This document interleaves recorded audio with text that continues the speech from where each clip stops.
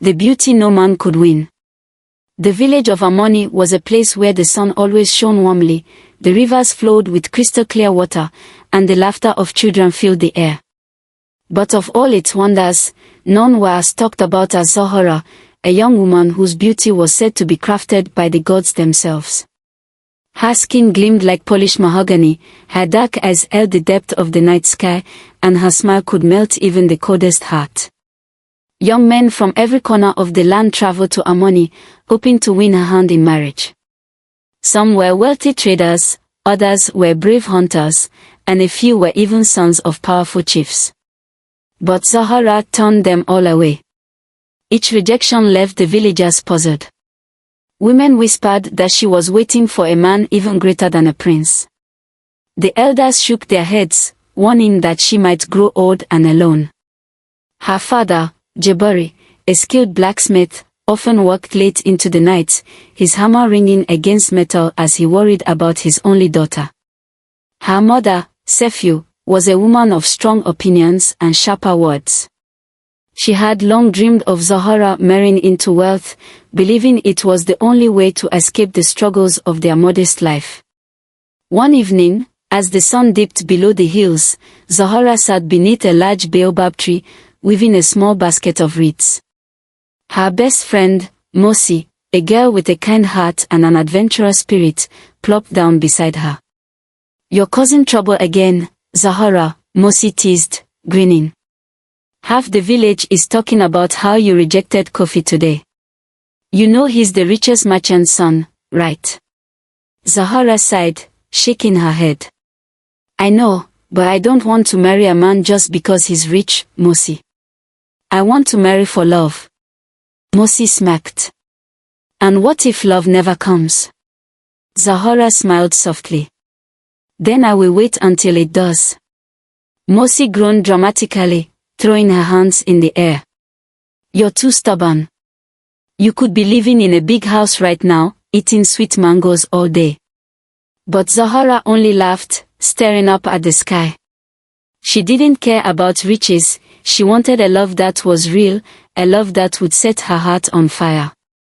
The arrival of the mysterious stranger. The next morning, the village was buzzing with excitement. A caravan of golden-wheeled carts and camels draped in silk had arrived at Amoni's gates. The villagers rushed to see the spectacle, their eyes widening at the sight of Baraka, a wealthy merchant from the distant city of Ukuta. Dressed in deep blue robes embroidered with gold, he walked with the grace of a lion, his presence commanding attention. Beside him were servants carrying chests of fine jewelry, shimmering fabrics, and exotic spices. When Baraka's gaze landed on Zahara, something dark flickered in his eyes. He smiled, but it was the kind of smile that made Zahara's skin prickle. "Is this the famous beauty of Amoni?" he asked, his deep voice smooth as honey. "I have traveled far, but never have I seen such perfection." Zahara shifted uncomfortably under his gaze. There was something about him that felt wrong. Baraka turned to Sefiu and Jabari. "I wish to speak to you about your daughter's future." The snake in her dreams. That night, Zahara could not sleep.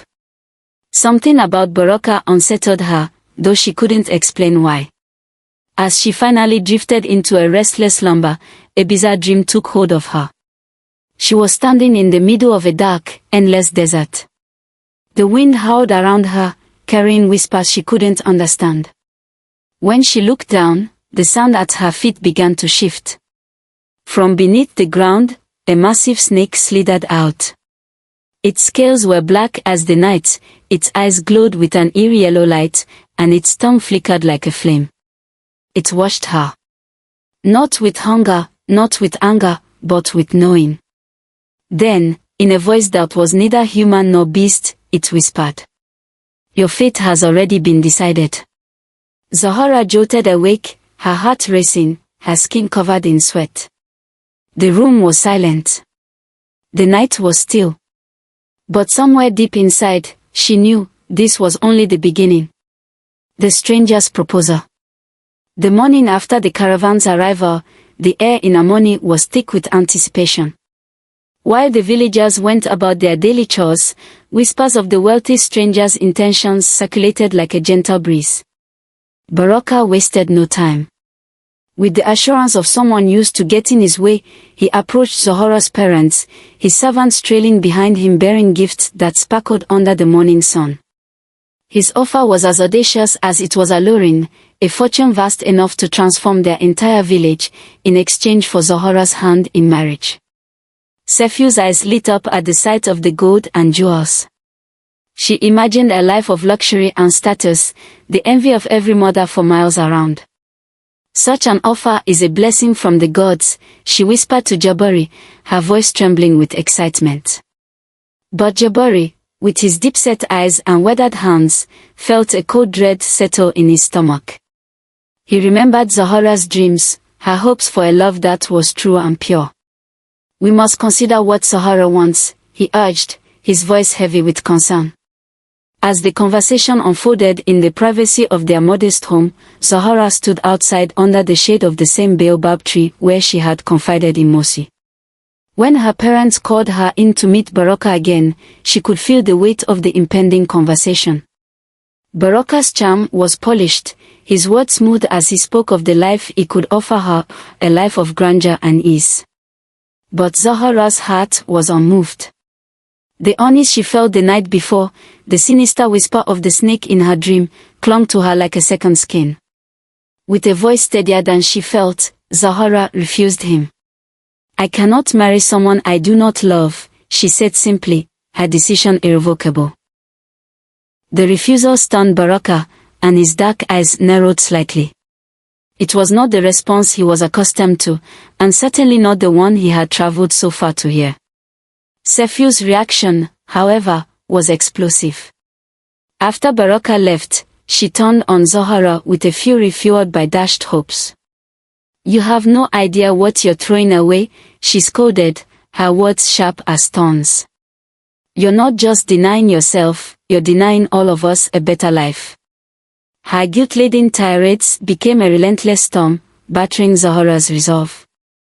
Yet, despite the pressure, Zohora's heart remained firm, tethered to the dream of a love born of affection, not arrangements. As dusk painted the village in shades of orange and purple, Zohora escaped her mother's suffocating presence by walking to the fields that scattered the village. There, she found solace in the open spaces, the quiet, and the soft rustling of the maize leaves. It was there she met Komori, a young farmer whose family's lands bordered her village. Unlike the others, Komori was not struck by her beauty alone, he saw the worry in her eyes, the strength in her stance. His greeting was shy, a simple nod, but his eyes were kind. They talked, first awkwardly, then with increasing ease, about the weather, the crops, and slowly, about dreams and aspirations. Komori listened, truly listened, and Zohora felt a connection that was soothing and real. He spoke of the earth, of the joy of watching things grow, of the simple pleasures of life. "Wealth is like the river during flood season," he mused. "Powerful, but it can sweep everything away with it." As Zohora laughed, a rare and genuine sound, the vision of the snake flickered in her mind once more.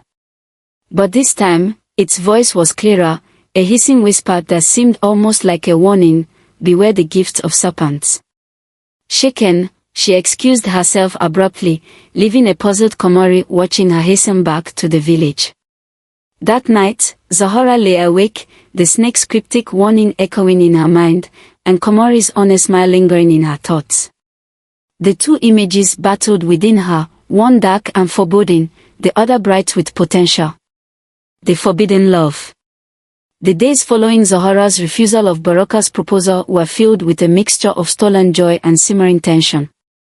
In the quiet hours of dawn, before the village stirred to life, Zohora met Komori by the riverbank, where the only witnesses were the chirping birds and the rustling reeds. Each meeting was a secret stitch that sewed their hearts closer together. Komori, with his gentle ways and honest eyes, spoke of a life that valued love over luxury.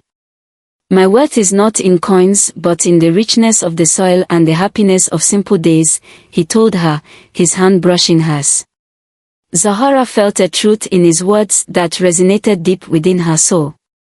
She realized she was falling deeply in love with him, a love that was pure and untainted by material desires. However, as their connection deepened, so did the disapproval of the village. Whispers turned into loud murmurs. Zahara's continuous defiance and the growing affection between her and the modest farmer began to attract attention, stirring the pot of village gossip. Sefiu, consumed by frustration and a relentless pursuit of what she saw as a better life, grew increasingly irate. "Do you not see? You're choosing a fantasy over our reality," she hissed at Zahara one evening after overhearing neighbors gossiping. "He can give you nothing but poverty. Is love going to fill your stomach? Will it mend our roofs?" Her warnings painted a grim picture of a future marred by hardship. Amidst this familiar storm, Baraka returned. His pride wounded by Zahara's rejection, he came bearing gifts of even greater value and promises of more. His anger seethed beneath a veneer of generosity as he presented Zahara's parents with a deed to lands far richer than their own and chests filled with gold that could secure their comfort for generations. Sefiu, blinded by the shimmer of immediate wealth, quickly struck a deal, seduced by the life of his Baraka promised. She accepted his proposal without Zahara's consent, convinced her daughter would eventually see the wisdom in her decision. The night before the wedding, Zahara felt like a prisoner in her own home. Her mother's betrayal left her feeling cornered and desperate. In a final act of defiance, she slipped away under the cover of darkness to seek solace with Komori. Arriving at his humble farmhouse, Zahara's heart pounded with a mix of dread and determination. But as she approached, the air grew unnaturally cold, and the faint moonlight revealed a chilling sight, a massive black snake coiled near the doorstep. Its scales glistened like wet obsidian, its eyes a pair of glowing embers in the night. As she stood frozen, the serpent hissed, a sound that chilled her bones. Then, as quickly as it appeared, it slithered away into the darkness, leaving behind a trail of unease. Shaken, Zahara barely spoke of her fears with Komori, her thoughts clouded with omens and warnings. Their parting was filled with sorrow, for both sensed that the forces pulling them apart were stronger than they could have imagined. The next morning, the village awoke to a startling mystery: Zahara was gone. Her room was empty, her belongings untouched. It was as if the earth had swallowed her whole. The last person to see her was Komori, who recounted their strange and unsettling encounter with the snake. As panic and speculation gripped the village, Zahara's parents were left to confront the horror of their decisions. Baraka, enraged by her disappearance, accused them of trickery, while Sefiu collapsed under the weight of her greed-driven choices. The serpent's curse. In the heart of Amoni, the sun rose solemnly as if it too mourned the disappearance of Zahara. Komori, driven by a love that refused to yield to despair, scoured the village and the surrounding wilderness. His search led him to the banks of the village river, where he found only a torn piece of Zahara's scarf caught on the branches of a weeping willow. The fabric, once vibrant and full of life, was now frayed and muddy, a poignant symbol of hope hanging by a thread. Meanwhile, deep beneath the earth, in a place where no sun could reach, Zahara awoke to find herself in a cavern vast and eerie. The air was thick with the musk of moss and damp stone. In the dim light, she could see the walls glisten with mineral deposits, casting eerie shadows that danced like ghosts. At the center of this underground realm was a throne made of intertwined roots, and upon it sat Nuru, an ancient serpent spirit whose scales shimmered with the spectral colors of an oil slick.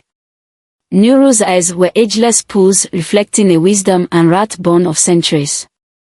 "Zahara," the spirit hissed, its voice echoing off the stone, "your heart's indecision and your family's greed have stirred the anger of the ancestors." The air grew colder as it spoke. "You sought a love pure and true but allowed the allure of wealth to cloud your judgment. Now, a curse lies upon you." Zahara, despite her fear, faced Nuru with a defiant grace. "I did not choose this. My heart has always yearned for true love, she pleaded. Yet, the path you tread led here, Nuru replied, its tongue flickering with a menacing precision. You stand at a crossroads, child of Harmony. Marry me, join your life with the spirit realm, and bring fortune to your kin. Or remain here, in the shadows, forgotten by time. Back in Harmony, the consequences of Zohra's disappearance and the deal with Baraka began to manifest in sinister ways.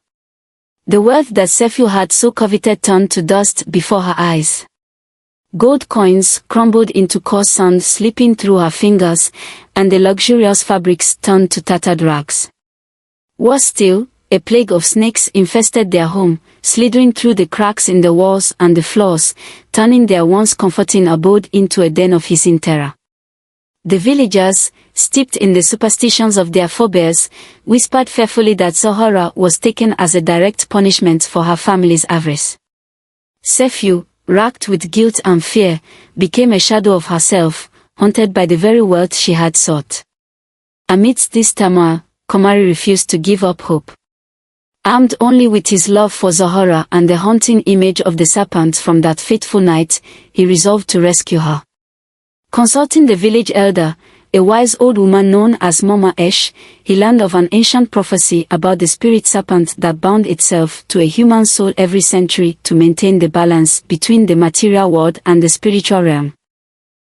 Determined to break this cycle and free Zohra, Komari embarked on a perilous journey guided by the cryptic clues of the prophecy. He ventured into the forbidden depths of the Kiveli forest, where shadows whispered and the path was never straight. His quest was not just to find Zohra but to restore the natural order that had been disrupted by human greed and folly. The test of true love. In the dwindling light of dawn, Komari, with resolve burning in his chest, sought the counsel of Mama Zubri, the village elder known for her deep knowledge of ancient lore and mysticism. She received him beneath the sprawling branches of an ancient fig tree, her eyes reflecting the seriousness of his quest. Mama Zubri, I must save Zohra, Komari pleaded, his voice thick with desperation. The elder studied him, her gaze piercing yet not unkind. The path you choose is fraught with peril, young Komari. But there is one relic that holds the power to break the serpent's curse, the golden feather of the mythical firebird, a creature of pure fire and light, born from the ashes of stars. Komari listened intently as Mama Zubri explained that the firebird resided in the Forbidden Mountains, a place where the veil between the worlds was thin, and creatures of shadow roamed freely. To retrieve the feather, you must not only brave the dangers of the mountain but also resist the illusions and temptations that prey upon the hearts of men, she warned.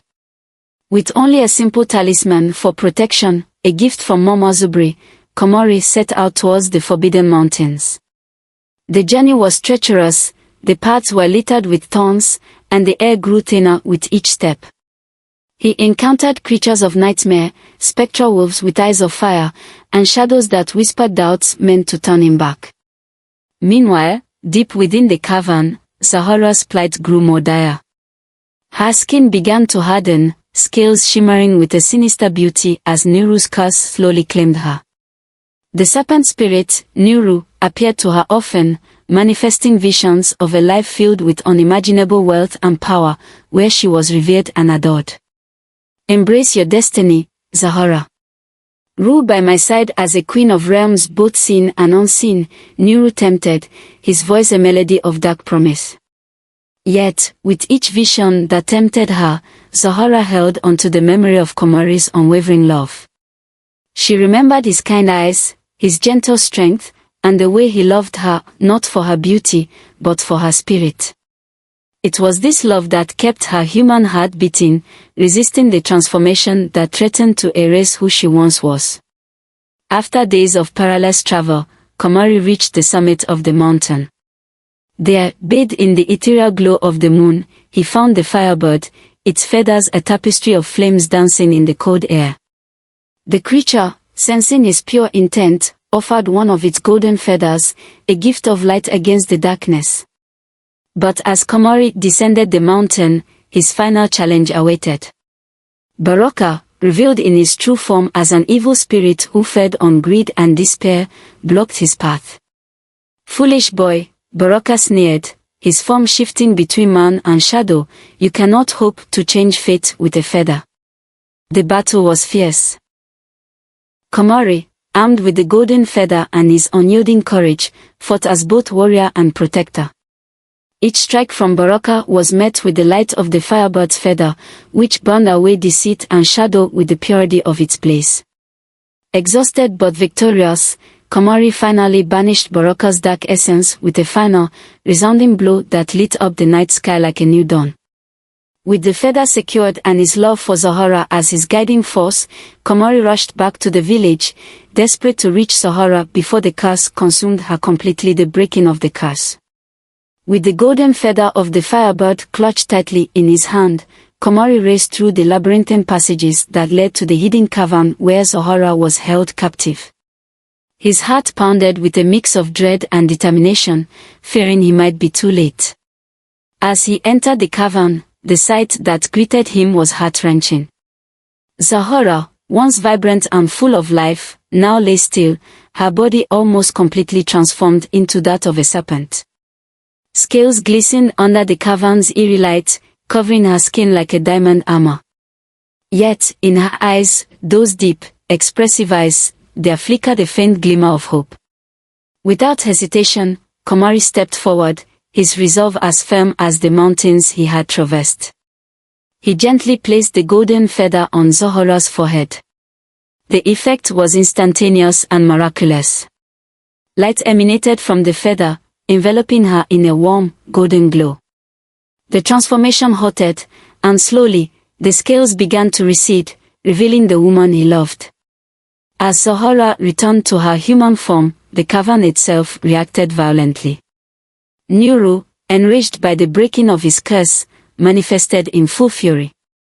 The ancient serpent spirit hissed and thrashed, the walls of the cavern shaking with his wrath. Rocks fell, and the air thickened with dust and malice.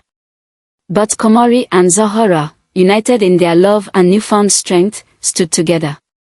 Zahara, holding the feather, and Komori, armed with the courage that had led him here, faced Nuru. Together, they chanted the ancient words Mama Zuburi had taught Komori, words that spoke of balance, love, and the natural order. With each word, the golden light from the feather grew brighter, and Nuru's power waned. His screams echoed through the cavern as he was finally banished, his presence dissolving into shadows that faded into nothingness. The cavern calmed, and the couple embraced, their love having saved them against all odds. Hand in hand, they emerged from the underground, the light of dawn greeting them like a soft benediction.